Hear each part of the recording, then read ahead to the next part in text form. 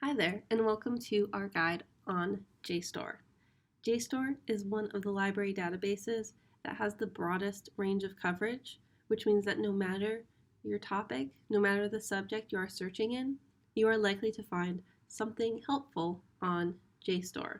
It includes books, journal articles, some historical primary sources, and a few other types of information. To get started, you can go to jstor.org, or you can start at the library's webpage, click on Online Resources, and find JSTOR in the alphabetical list.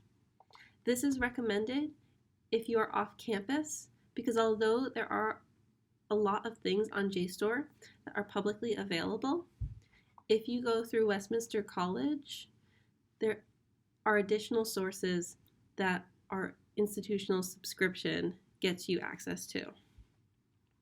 Like I said, there are a lot of types of sources on JSTOR, and you can start as broad or as narrow as you want or need to be.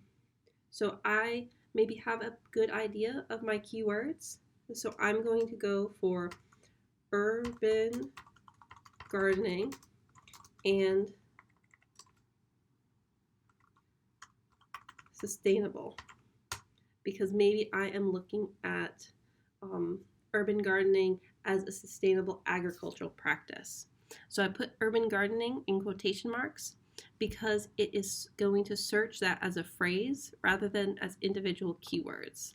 So you can see right here, I have 223 results that I'll get. If I delete those, I'm going to get over 3,000. But those 223 are likely going to be more helpful to me because they're going to be about urban gardening.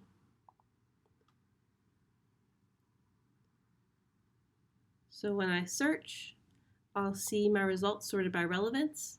I can sort them by the newest first or the oldest first if need be. If I get a lot of results, I can refine them by searching for more keywords within my results. I can focus on a particular content type. Here I just have journal articles and book chapters. Publication date, that can be helpful if you're only looking for sources, say, within the last 10 years. Or if you are doing a historiography and you may be looking for sources that were published between 1940 and 1950 on the Civil War. And you can also focus by subject. And we'll talk a little bit more about that in just a second. If this is a source that I think would be helpful, I can click on it to see a preview. I can also download the PDF and get that citation. So you see I can read it in my browser. I can click here to download it as a PDF, so it will open up and I can download it, save it on my computer. If I have a JSTOR account, I could log in and save it to this account. And one nice thing you'll see is it will recommend topics for you to continue your search. Or if this is something that I want to use, I can grab that citation and just copy it there, paste it into my bibliography, or export it to an RIS file to import to Mendeley or another citation manager. So that is the basics of how I get started. If I'd like, I can use advanced search. This can be particularly helpful if you have a more defined idea of what you want, or if you're trying to make sure that the sources that you get are likely to be helpful and you know that there's sources out there that won't be helpful. So maybe I am looking at how museums and art museums discuss or react to climate change. So my search term might just be climate change, and I could search either within all fields, which means by text, if I knew an author's name, the title, or a word in the abstract, I could search that way as well. And I could add more search terms. I could eliminate search terms. So if I knew that there was a word that kept coming up, but I didn't want things about that, I could exclude every source that includes that word. Or I can use near, which means that if I want this phrase to be discussed pretty close within a couple sentences, or 5 words, 10 words, 25 words of another search term, I could do that as well. I'm actually going to let that be for now, because right now I may be more interested in how the fields that I'm interested in looking at and examining, maybe art history, maybe museum studies, discuss the topic of climate change. So I want to make sure that I can access all content, because I may be using these sources with interlibrary loan. So if I can't access it in JSTOR, that doesn't mean that I can't access it, period.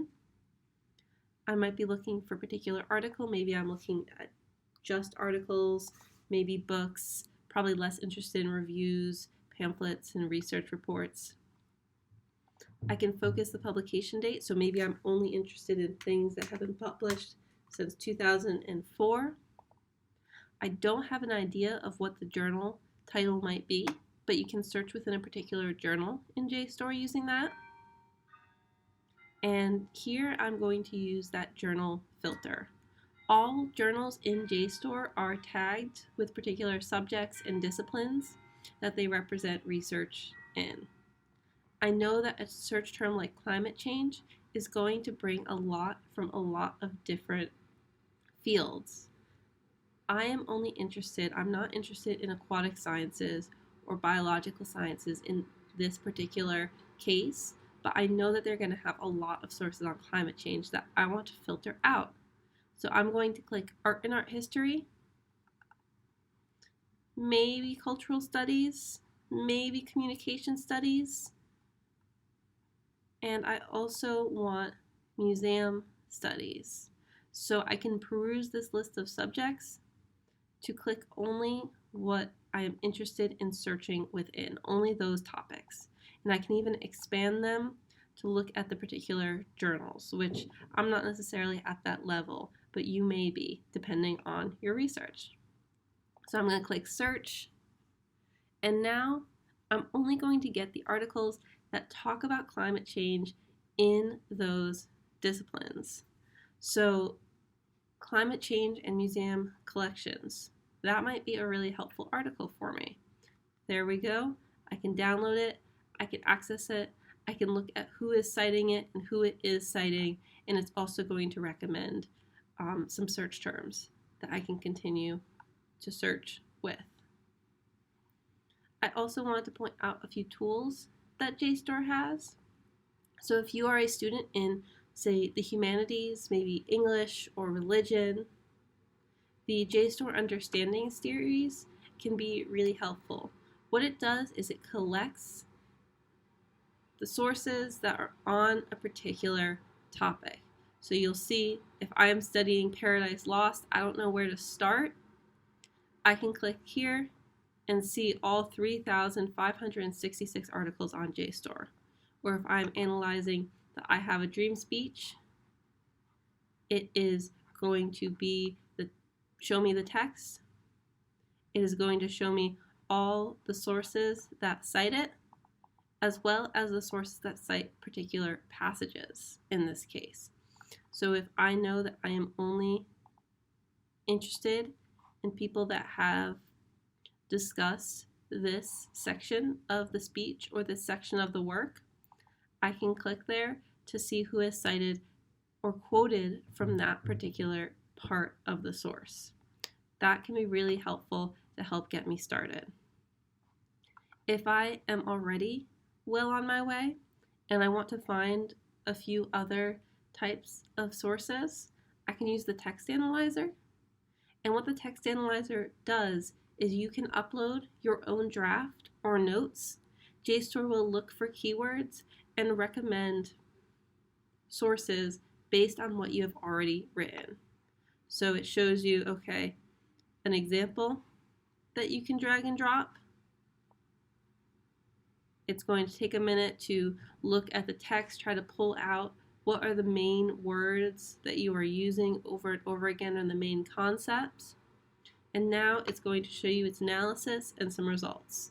So These are the ones it has pulled out as the most important terms. It is looking at I'm looking at fairy tales, Victorians, fantasy, and microprisky.